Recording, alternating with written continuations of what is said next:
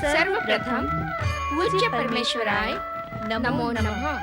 ओम विघ्नेश्वराय नमो नमः। मेरे यहाँ उपस्थित होने से आपको कोई असुविधा तो नहीं हुई गजानन गणेश?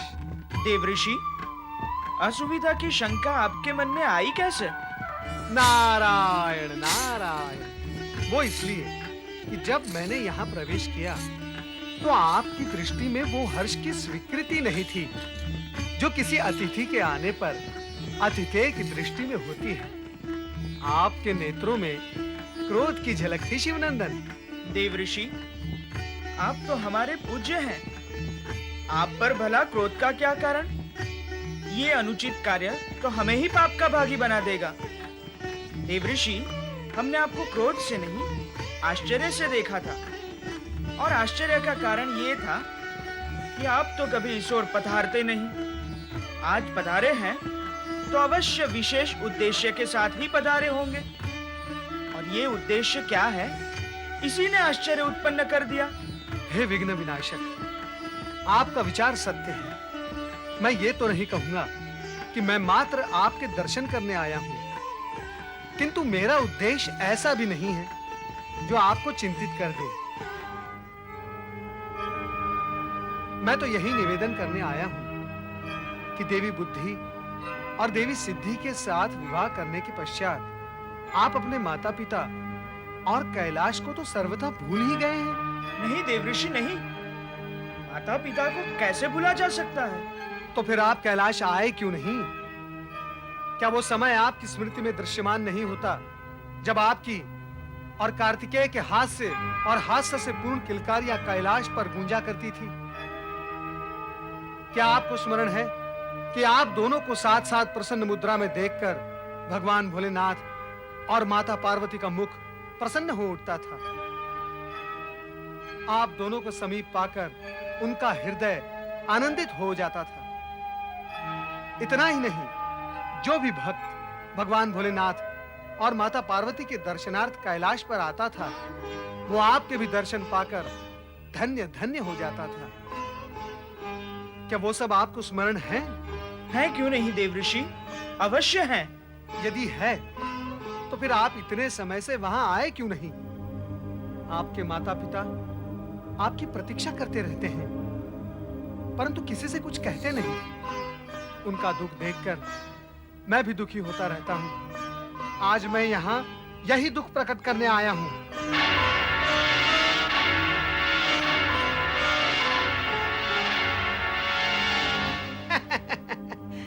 देवियों, कहीं ऐसा तो नहीं कि आप दोनों के मुंह में श्री गजानन ऐसे खो गए कि उन्हें अपनों का ध्यान ही नहीं रहा? नहीं देवऋषि, नहीं। ऐसा कदापि नहीं है।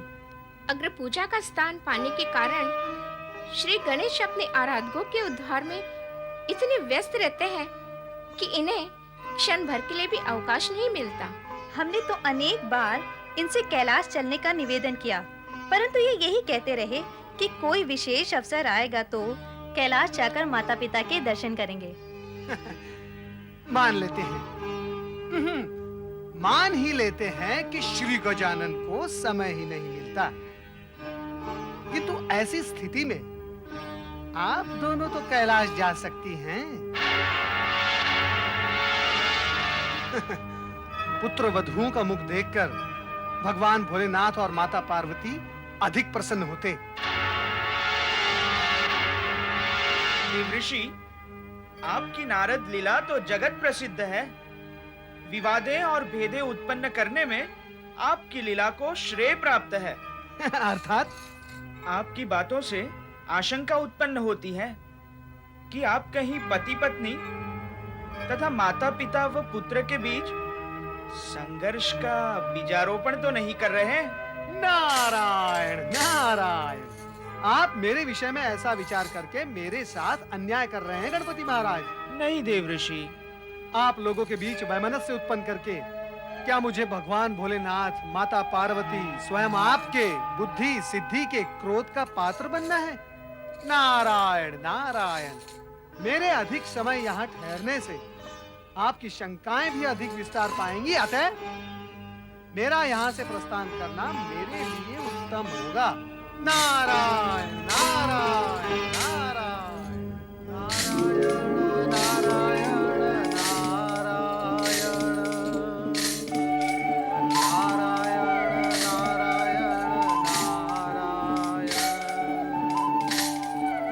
नारायण नारायण नारायण। देवर्षि प्रणाम।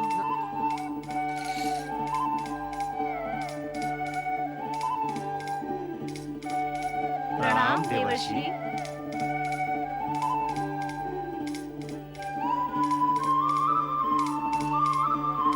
प्रणाम देवर्षि।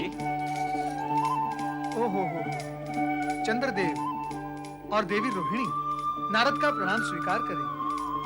सब कुशल मंगल तो हैं? आपके समक्ष प्रसन्न वदन प्रसन्न मुख हैं, तो निश्चित ही सब कुशल मंगल है देवर्षि। नारायण नारायण। चंद्रदेव, बहुत समय पश्चात भेंट हुई ना, इसीलिए पूछा। हाँ, भेंट तो बहुत समय पश्चात हुई है। अब आपसे कोई भेंट करना चाहे भी तो कहाँ? आपका कोई निश्चित स्थान तो है नहीं जहाँ हम आ सकें। भक्त प्रहलाद प्रकरण के पश्चात तो आपने अपने आश्रम में भी जाना छोड़ दिया। अब वहाँ अन्य ऋषि मुनि ही निवास करते हैं। अर्थात आप वहाँ मुझसे भेंट करने गए थे? नहीं देवर्षि, हम वहाँ गए तो नहीं, किंतु आकाश में भ्रमण करते समय हम पृथ्वी लोक की स्थिति जान लेते हैं। इस समय आप कहां से पधार रहे हैं और किस ओर प्रस्थान कर रहे हैं देवर्षि? मैं गणेश लोक गया था, श्री गणेश से भेंट करने, और अब अपने गुरु बृहस्पति के पास जा रहा हूँ। किंतु देवर्षि, आप उदास क्यों हो गए? कुछ विशेष नहीं देवी, बस। कहें तो क्या बात है? हाँ, मन की बात कहने से मन की पीड़ा बाहर निकल जाती है, फिर मन पीड़ा रहित हो जाता है। श्री गणेश ने मुझसे एक ऐसी बात कह दी जो मेरे मन को चुभ गई है। क्या है वो बात देवर्षि? ऐसा क्या कह दिया गणेश जी ने?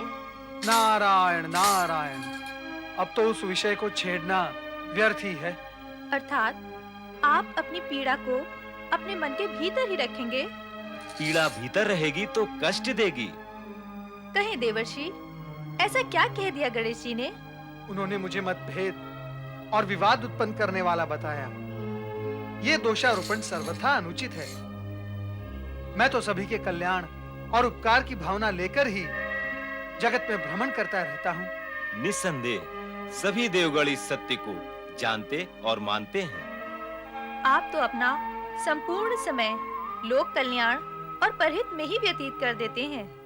आप चिंता न करें देवर्षि। इस प्रसंग को भूल जाने का प्रयत्न करें देवर्षि। हाँ, अवश्य प्रयत्न करूंगा।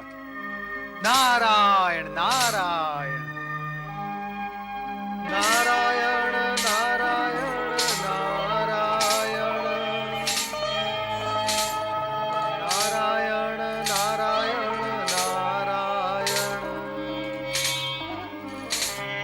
नारायण नारायण नारायण नारायण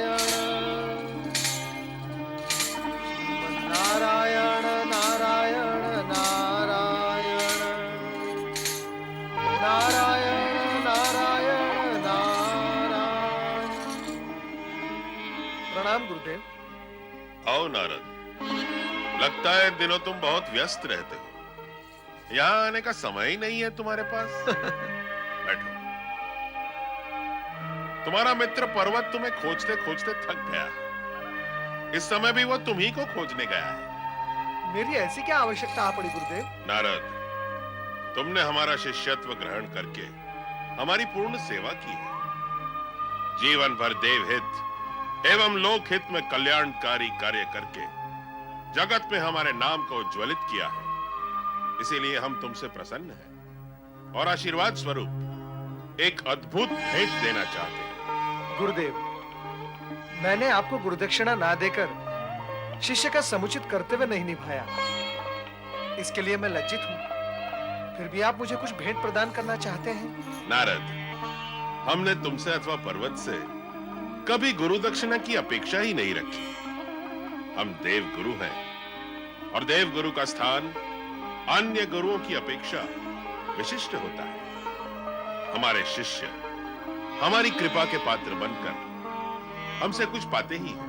गुरुदेव, आपने उस अद्भुत वस्तु की चर्चा करके मेरे मन में जिज्ञासा उत्पन्न कर दी है। मेरी जिज्ञासा बढ़ती ही जा रही है। कृपया कर आप मुझे ये बताएं कि वो अद्भुत वस्तु क्या है। सुनो नारद, मेरी बात ध्यान से सुनो। स्वर्ग के नंदन वन में पारिजात वृक्ष के ऊपरी भाग पर एक अद्भुत दिव्य फल उत्पन्न हुआ है। इसके विषय में हमारे अतिरिक्त और कोई नहीं जानता। ये समझो कि इस पर हमारा एकाधिकार है। तुम उस दिव्य फल को तोड़कर ले आओ और हमारा उपहार समझकर अपने पास रख लो। उस दिव्य फल को स्पर्श करते ही इच्छित वस्तु प्राप्त हो जाती है। जो कुछ देखना चाहते हो सब कुछ स्पष्ट दिखाई देने लगता है। किंतु भूल कर भी उस दिव्य फल को खाने की भूल न करना। उसे खाने से क्या कोई अनिष्ट भी हो सकता है? हाँ, वो अनिष्टकारी भी है तो वो अत्यंत मधुर।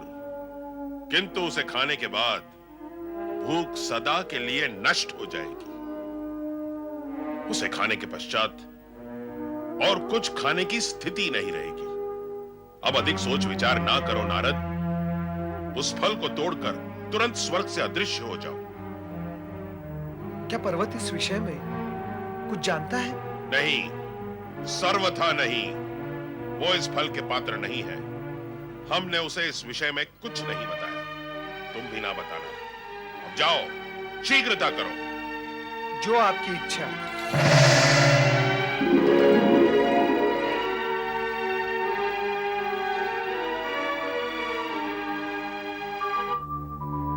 नारायण नारायण।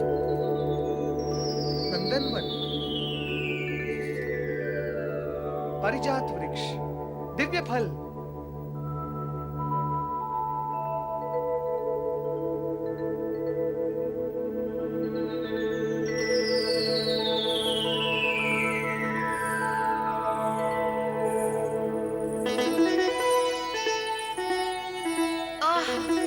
कितना सुंदर और मनमोहक वातावरण है। कैसी मादकता छाई हुई है। प्रिय, स्वर्ग का स्वामी होते हुए भी हम एकांत में तुमसे मिलने के लिए सदा व्याकुल रहते हैं।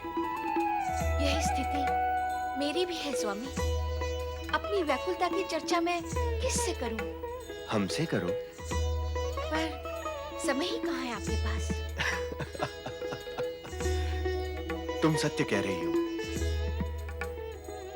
कभी राक्षसों का भय, तो कभी स्वर्ग से पलायन, कभी ब्रह्मा विष्णु महेश के पास सहायता के लिए भागदौड़, और कभी धरती पर होने वाले उत्पादों की चिंता। इन सभी कारणों से प्रेम करने का अवकाश ही नहीं मिल पाता। प्रिय, तुम्हारी मृणाल बाहों में समा जाने की इच्छा मन ही मन घुटकर रह जाती है। स्वामी, मैं भी तो आपके विशाल वक्ष में सिमट जाने के लिए कब से व्याकुल हो रही हूँ। अर्थात प्रेम की ज्वाला दोनों ओर समान रूप से प्रज्वलित है।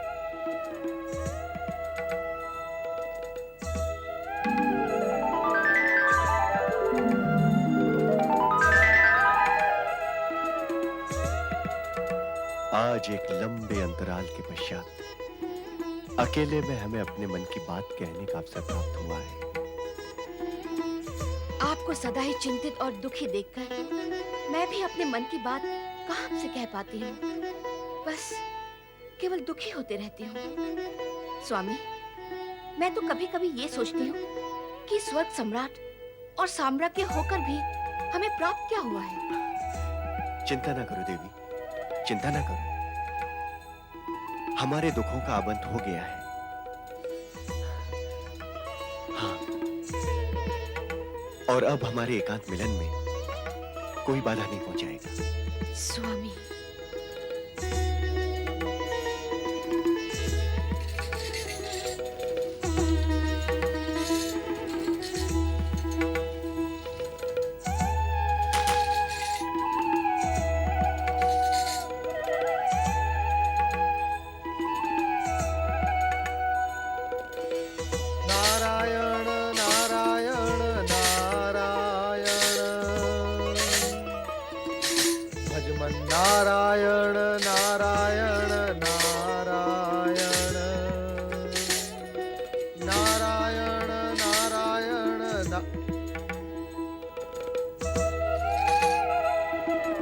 हे दिव्य फल, मुझे विष्णुलोक के दर्शन कराओ। जगत के पालनहार जगदीश्वर मेरे स्वामी हैं। संसार को धन वैभव से समृद्ध करने वाली जगदेश्वरी मेरी पत्नी है।